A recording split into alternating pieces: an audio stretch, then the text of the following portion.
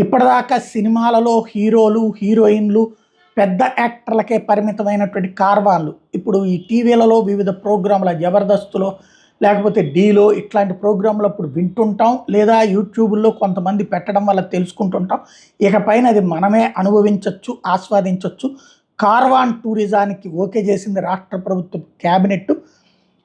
తాజాగా క్యాబినెట్కి సంబంధించి అమృత్ పథకం 2.0 పనులకి ఆమోదం తెలపడం, అలాగే రాజధాని అమరావతి భూసేకరణ విషయంలో క్యాబినెట్ కీలక నిర్ణయం తీసుకుంది. ల్యాండ్ పూలింగ్ ద్వారా ఇవ్వని భూముల్ని భూసేకరణ ద్వారా తీసుకునేందుకు ఆమోదం తెలిపింది.